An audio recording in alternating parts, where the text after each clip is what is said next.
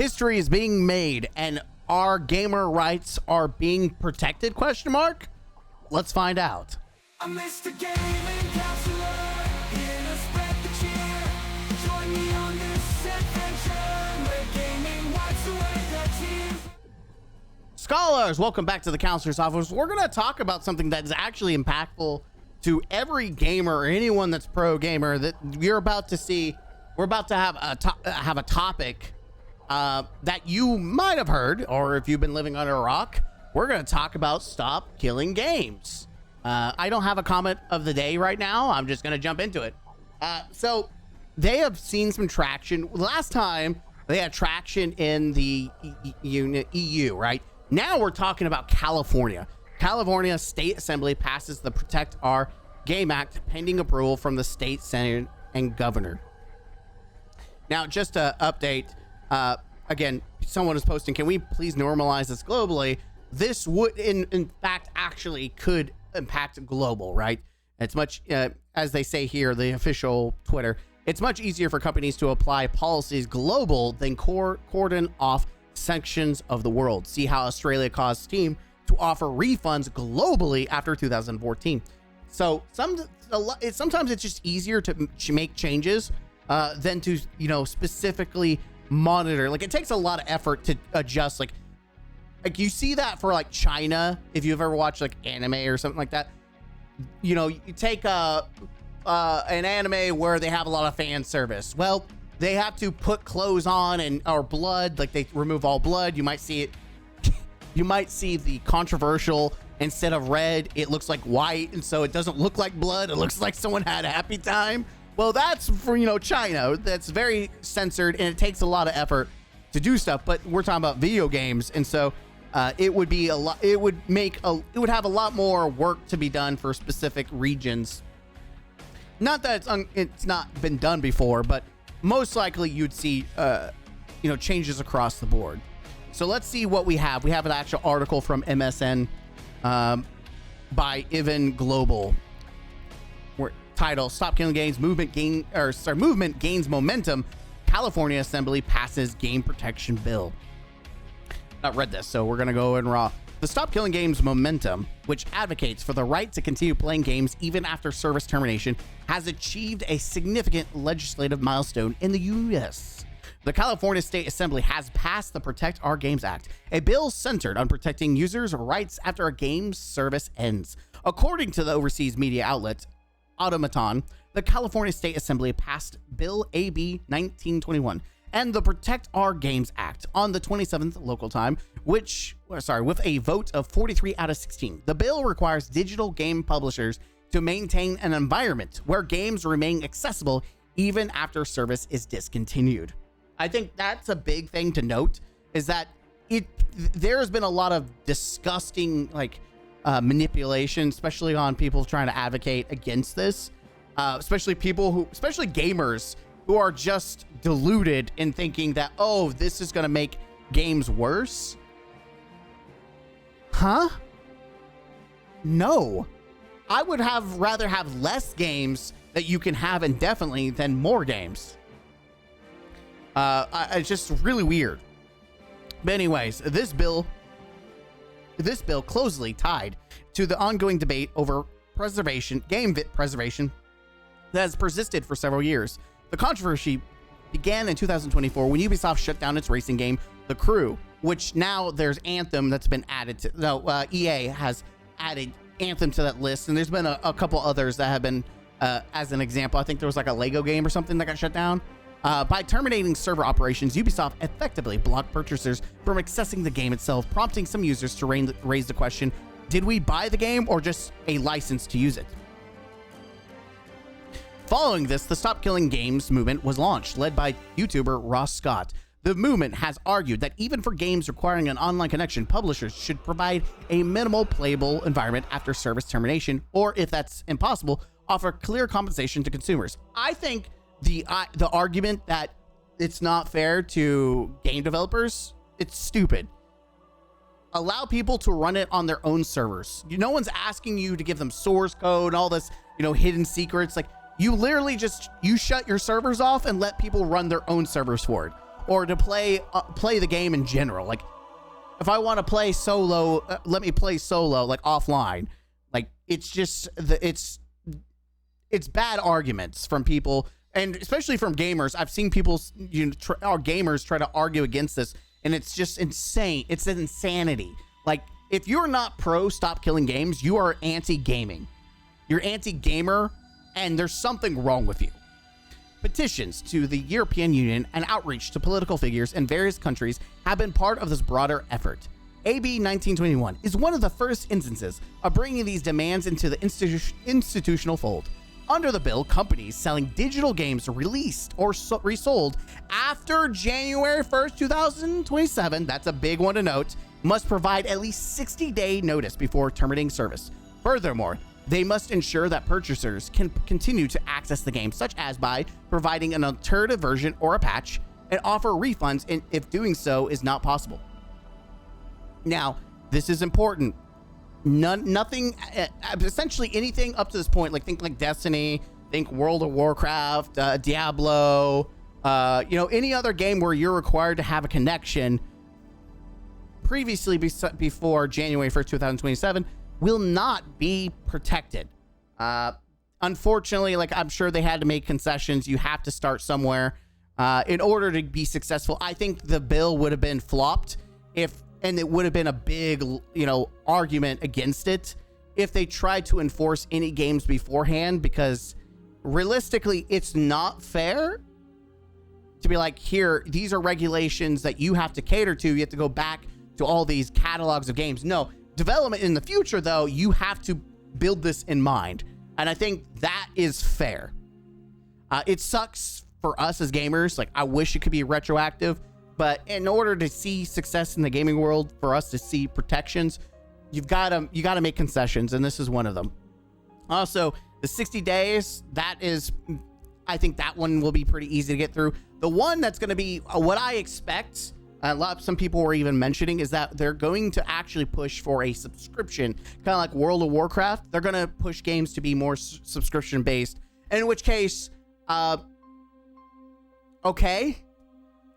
I mean, I would rather games be subscription based and be less microtransaction-y. And I mean, I'd rather not just own the game, but if you're going to do subscription, they're going to kill themselves. That's essentially what it is. If they try to force people to be in a subscription, like imagining trying to play Call of Duty based on a subscription, that isn't like Game Pass, right? Game Pass is subscription. People would buy that over paying any other subscription.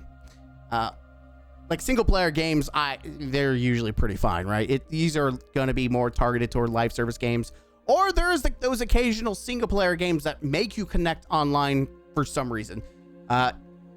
In general, I do think it's good, especially if you never want to connect to Steam again online. You own it, you download it, it's yours. And I doubt that Steam would force. I don't see a world. I think it's very illogical to assume that every game developer would make you have to do a subscription, even for single player games. What I would say is that it would just say, hey, you can play Steam offline, or you can play your console offline. You don't have to be online. Like I think for single players, this will be great, because all the people that are annoyed that you have to log into Steam to, you try to play certain games and you have to log in after a while to be reconnected, and it's really annoying. I think overall, that single player games for Steam and stuff like that, you can download on your Steam Deck, never have to be connected online. That's great, or your laptop or whatnot.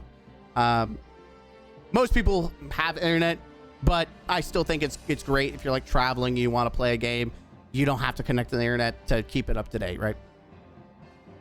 And the fact that you also get offered refunds is really nice, right? If they don't offer you an alternative or a patch that lets you continue playing, you should get your money back, right? If you can't own it, you should get your money back.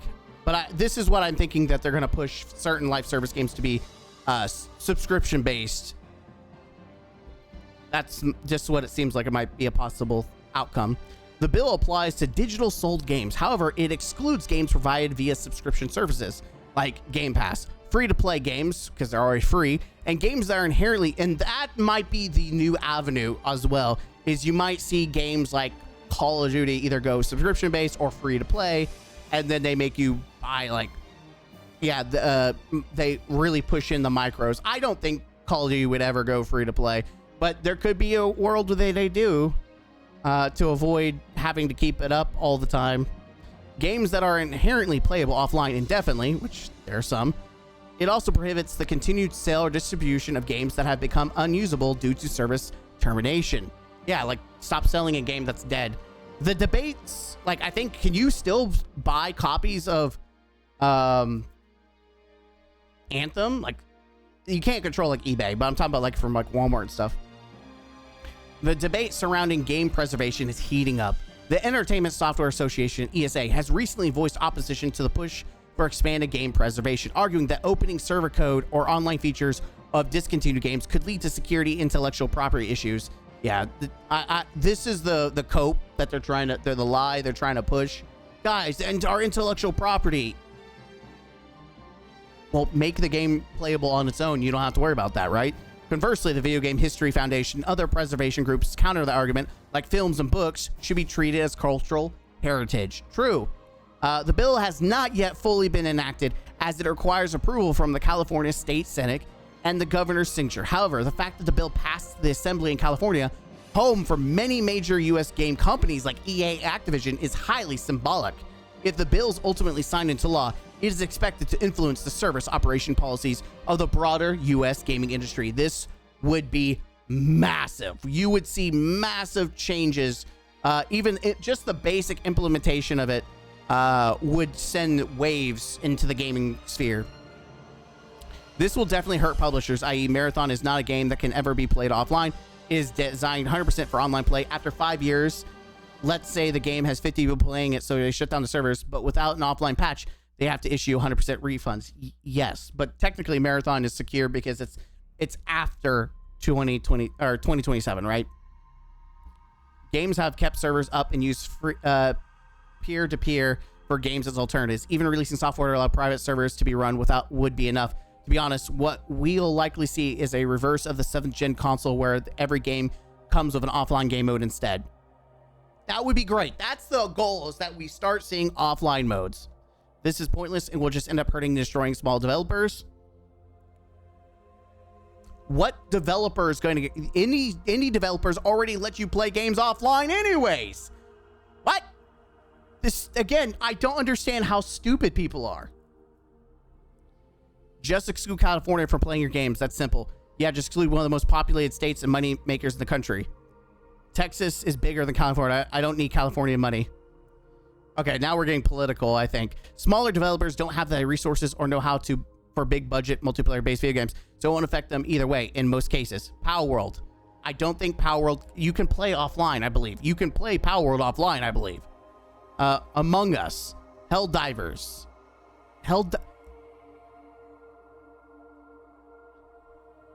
Helldivers from Sony can't...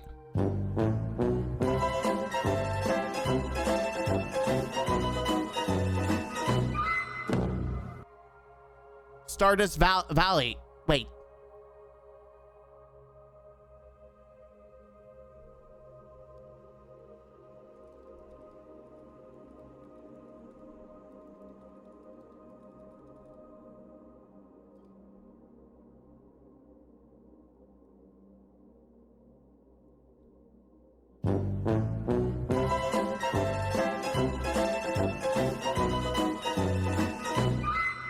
This is a different one, sorry. Oh, is it Stardust Valley or is it Stardew Valley? I think it's Stardew Valley, but either way, what crack cocaine are you smoking? Small teams, even No Man's Sky started with a small team. Yeah, but isn't No Man's Sky offline?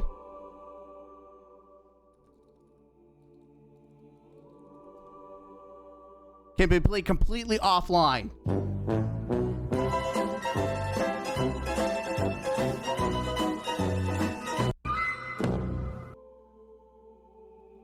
What are you people like again? What are you talking about, bro? Didn't say indie donut. I said small dev teams, which it was. What?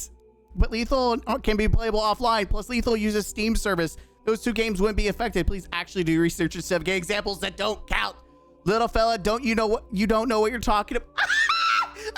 Isn't it like I love when people have like get called out for their examples and they're like, little fella, you got what?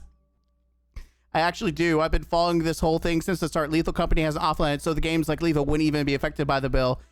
And tactically, none of it would be affected anyways because it's everything forward from 2027. Like this, who are these people that are defending? Again, who are these people? Why do they defend anti-gamer practices? You missed the most important part. There's nothing stopping a company from geo-blocking Canada or just making the game free because it would be exempt. Well, that would be great because then no one loses money, right? Did you stop reading after CA? Why wouldn't I? I read the majority of it and most people haven't. California law does not affect somewhere like Florida. I'd recommend reading it yourself. Free games are exempt from because there's nothing to gain back. I'm saying why bring up Canada when it's California? I did it again. I don't know why, but I keep messing the two up.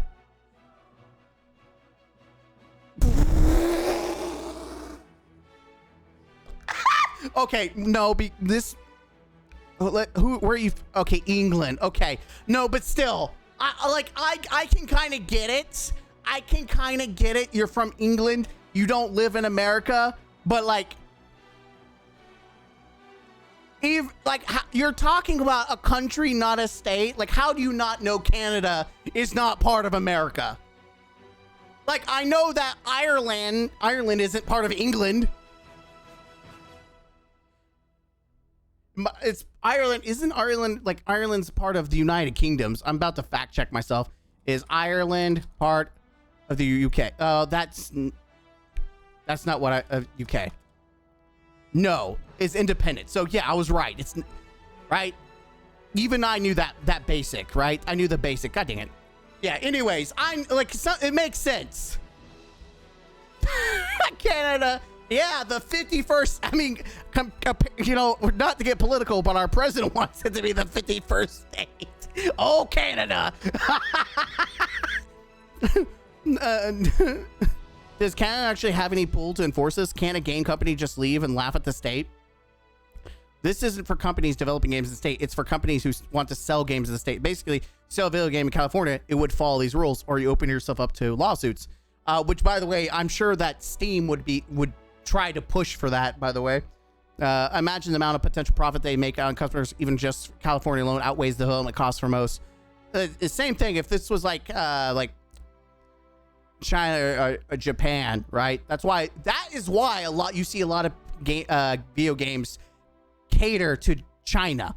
It's because they get a lot of sales. That's why you see the white blood, or you know what it really looks like, or the covered fan service, right?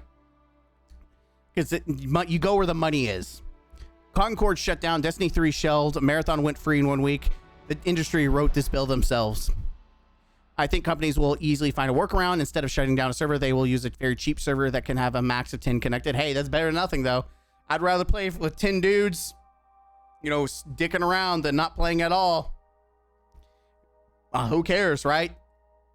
5v5? Let's fucking go. We can do it Halo, we can do it Call of Duty, whatever.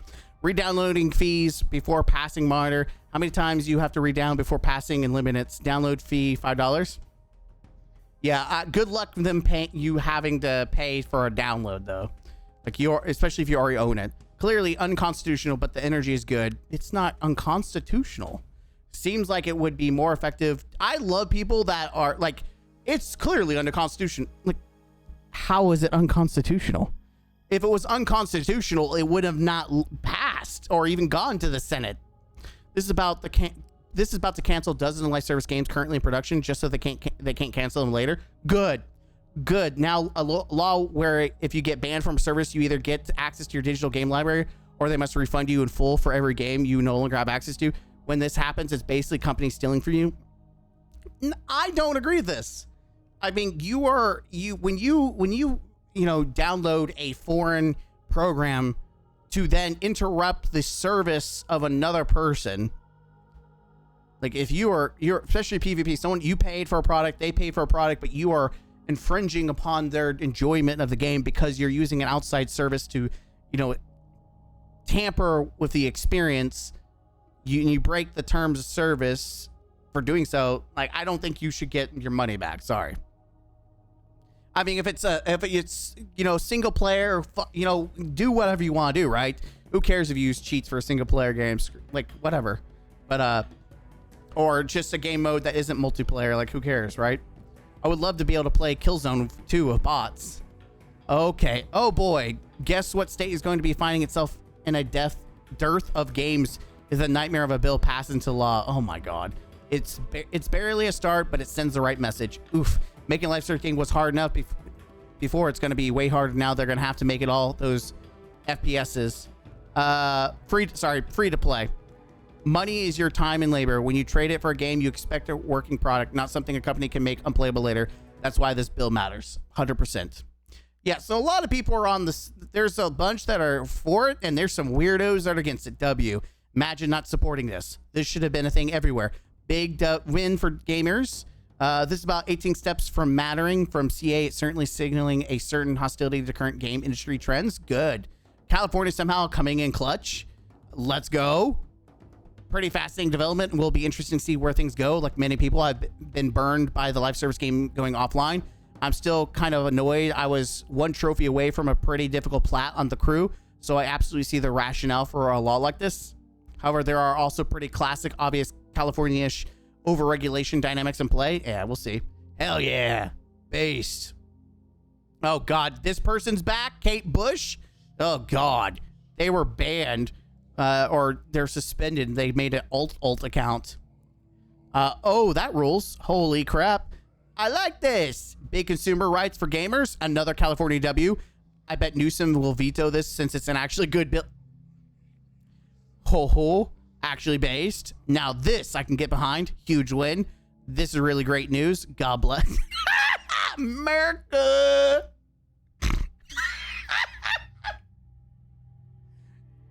Base California.